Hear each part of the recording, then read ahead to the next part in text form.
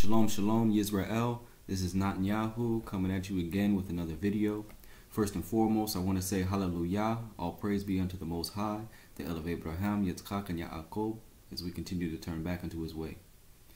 So in this video, I would like to talk about the Feast of Sukkot and some of the halakha behind how to keep the Feast of Sukkot, how to properly make your Sukkah or your tent of dwelling, and how to go about conducting yourself throughout the week-long feast.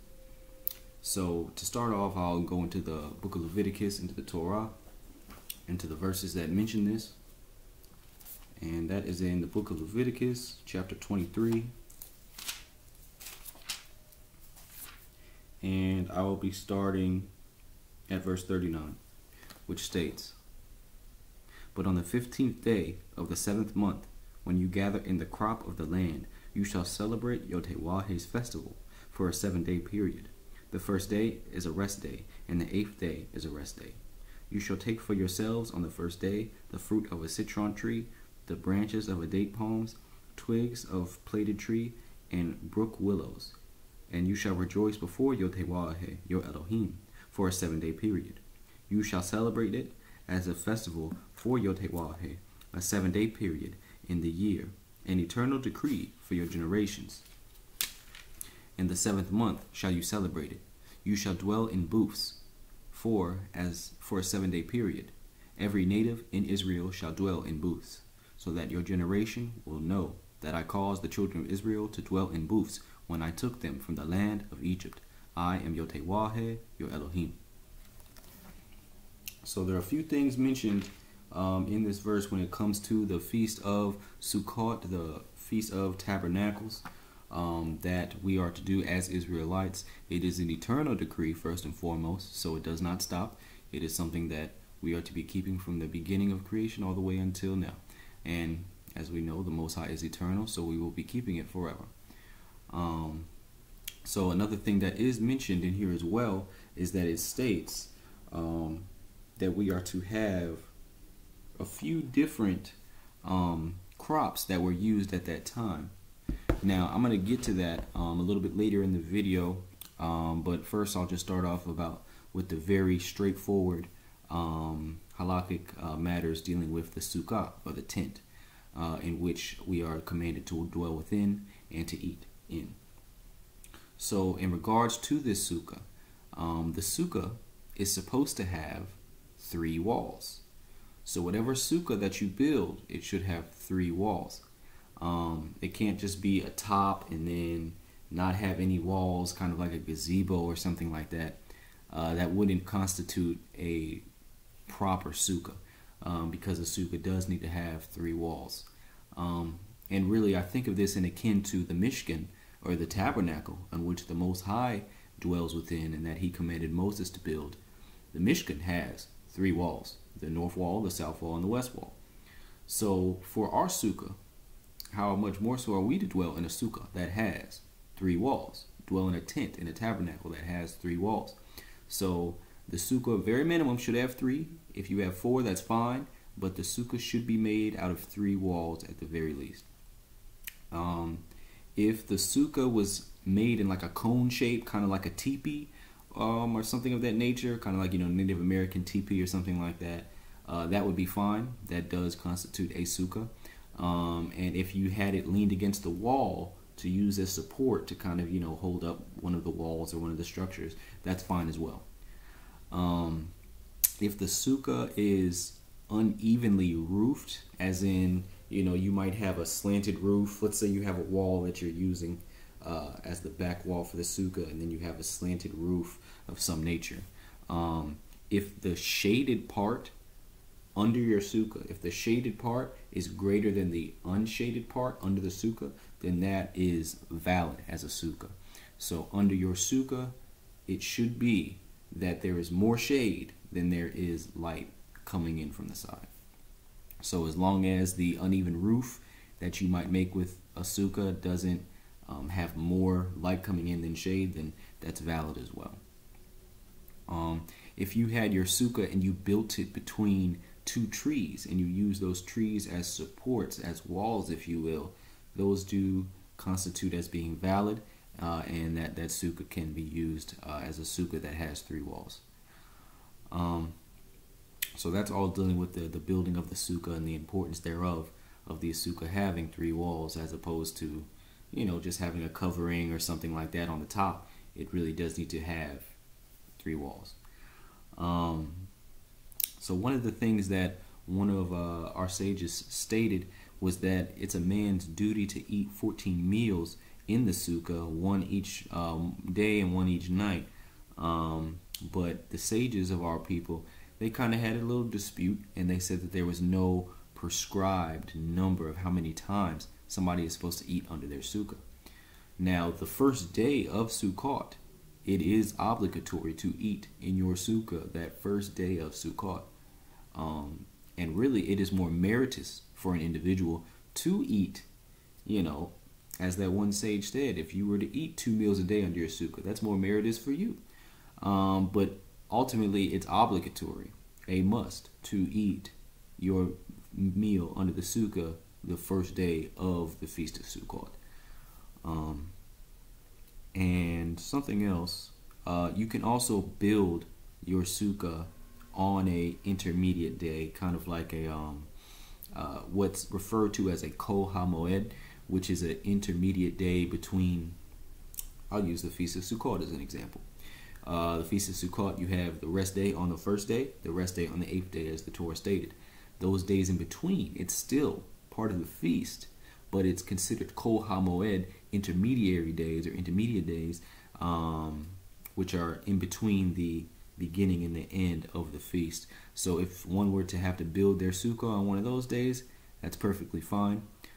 As I mentioned in my other video, Yom Kippur, that it is meritorious for people to begin building or speaking about how they're going to build their sukkah after Yom Kippur. After they've kept Yom Kippur and they're having a feast after the fast with individuals, it's meritorious at that time to already begin speaking about how they're going to build their sukkah, or to already start putting things in place for that. So just to be noted. On the last day of the Feast of Sukkot, all things that you have put within your sukkah, you are to remove. So utensils and certain things like that should be removed first. Every day when you go in your sukkah and you eat and do whatever else, especially when it comes to eating, you should remove those utensils, those dirty plates, dirty cups from your sukkah, and not leave them there overnight to, you know, not degrade the commandment keeping of the sukkah. And after the Feast of Sukkot is done and you're cleaning up the sukkah and putting things back in their place, the items that you used to build the sukkah, you should be careful to not use them in a degrading way. Although you might not be using them anymore for a mitzvah or a commandment purpose, it is still a good ideal to not use any of those items that you just used to put together your sukkah in a degrading way after the Feast of Sukkot. So just to be noted. So like I've already stated, you should eat, drink, study Torah, relax, and really if your sukkah, you know, has the capability to do so, to sleep in your sukkah. The Most High does say in the book of Leviticus that we are to dwell in our booths. So sleeping in the sukkah as well is meritorious as well, if your sukkah is capable of being able to do that in it. But definitely studying Torah, relaxing. When you have to pray throughout that week, it's a good idea to pray in your sukkah. Just having conversations with people, whatever. Most of that time throughout that week of the Feast of Sukkot, your sukkah should really become like your house. You know, how you go about living in it and what have you. That's why I mentioned the eating and the drinking and sleeping and doing things like that. And also even marital relations. If you're married and you have a significant other, you know, you can have marital relations in your sukkah, because that sukkah is treated as your house for that week. So that's also permitted. So every day before you enter into your sukkah and you have your meal or what have you, there's a petition that's supposed to be said. Now, on the first day of the Feast of Sukkot, before you enter into your tent, the petition that you're supposed to say is Baruch atah YHWH Elohenu Melek asher Kidshanu b'mitzvotav v'tzivanu le'yasheb b'sukkah, which means, Benevolent are you, YHWH, our Elohim, King of the universe, who has sanctified us through his commandments and commanded us to dwell in the Sukkah. So that would be said on that first night before you enter into the Sukkah. And then after you enter into the Sukkah is when you would say Kiddush for the first day. Now, this is the first day of the Feast of Sukkot we're referring to. So you've said your Sukkah petition, and then you say Kiddush, which is essentially a petition that you do over a glass of wine to sanctify the set-apart day and the feast coming forward. So that petition for Kiddush, for the petition over the wine, is Baruch atah YHWH Elohenu Melek asher Kidshanu b'mitzvotav v'tzivanu pri hagafin. Wait, I'm sorry. I messed up on that second line. Baruch atah YHWH Elohenu Melek pri hagafin. So you only have the first line, Benevolent are you, YHWH, King of the universe, who has created the fruit of the vine. Borei pri hagafin, who has created the fruit of the vine. So that would be said for Kiddush after you've done the Sukkah petition. Then you do Kiddush, and then after Kiddush you do the Shehekeyanu petition, which is a petition I mentioned in another one of my videos. It's dealing with you thanking the Most High for sustaining you and bringing you to this time, and that would be said after you do the Kiddush. And then you should have in that meal, your first night, some bread. Bread is a very important substance, and it's one that you should petition over for the Feast of Sukkot, to cover your whole meal. And the petition for bread is Baruch atah YHWH Elohenu Melek hamotzi Lechem min Aretz. Benevolent are you, YHWH, our Elohim, King of the universe, who has formed the bread from the earth. So essentially those would be said, and I'm going to put all of those in the description box. I'll put it in Hebrew transliteration and in English, so that you can say whichever one that you fancy. But those would be said on the first night. So any other night or any other day for the Feast of Sukkot throughout that week, what you would do is say the Shehekeyanu petition first, then you say the Sukkah petition. Then you enter in your Sukkah, do your petition over your food like you would normally do. You eat, do your petition after your meal like you normally should do. And that would be done throughout the rest of that week. About doing Shehekeyanu first, and then the Sukkah petition. So some other things dealing with eating in the Sukkah is that if you were to do your Sukkah petition over your Sukkah and you start your meal there, and then you leave and you go to one of your friends' Sukkahs to finish your meal there or to join them, you must also say the Sukkah petition before you enter into their Sukkah as well, just to be noted. And throughout the week, if you have forgotten to say the Sukkah petition before you enter the Sukkah and started to enjoy your meal, you can say that Sukkah petition at any time while you're still under the Sukkah and enjoying your meal. It is a good idea to, of course, do it first, but this is just in the situation if you were to forget to do so. So now, jumping back to what I mentioned before, you have 4 crops that are mentioned in the book of Leviticus that were brought up for the Feast of Sukkot, for the 7-day feast for that time. So for these, you can acquire them by what is called a lulav. set, lulav and esrog set, Lulav, and then esrog, Seesrog. So lulav and esrog set, and those also come with hadas and arava, being the 4 crops that are mentioned in the book of Leviticus, chapter 42, or I'm sorry, chapter 23, verse 42, 43, that were mentioned dealing with the certain crops that were used.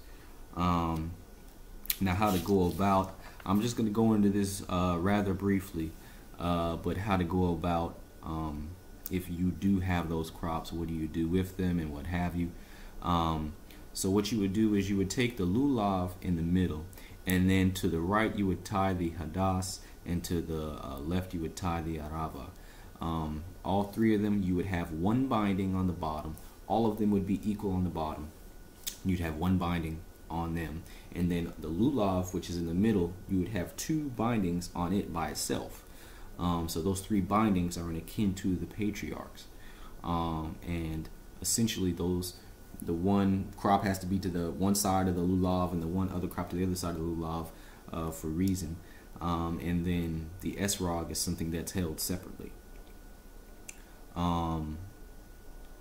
Some of the things dealing with that is that on the first night, you would say Shehekeyanu, you would say that petition over the bundle of the crops that you're going to use.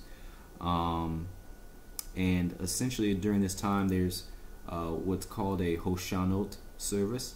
Hoshanot, that's something that definitely, if you want to learn more in depth about this part of the Feast of Sukkot, definitely there's a lot of information on Hoshanot, the service dealing with the 4 crops. I'm just kind of giving you a brief, but something for you to look up if you would like to. Is that during this time, there's the crops that you have in your hand are waved in certain directions, whether it's north, south, east, west, that is waved in certain directions at certain parts in the petitions and what have you. I'm not going to get into the minutiae of the service, but essentially that's what would be done. Now, for someone that does have a lulav and esrog set, you would be bringing those into the sukkah with you every day, and essentially doing that petition over them. Hold on 1 second. So essentially, yes, so you would be doing that lulav and esrog petition, or doing the Shehekeyanu petition, and then those that have lulav and esrog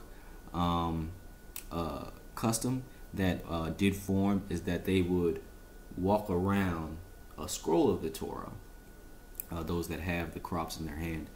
Now, I'm not sure many people who actually have an actual scroll of Torah. Those do cost in the thousands range for sure. But if you just wanted to use the Tanakh that you have, I mean, personally, that's what I plan on doing.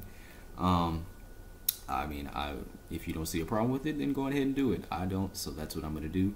But just use that as a example and walk around my Tanakh. But it's while I'm holding the crops. So something else that could be done.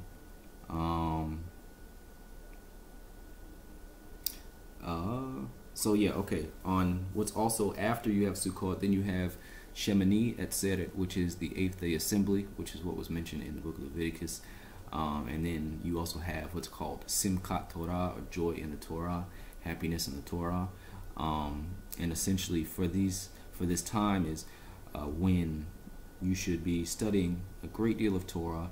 The parshas are the parshas in the Torah cycle. The book of Deuteronomy is ending, and then the book of Genesis is beginning. So during this time, one should read.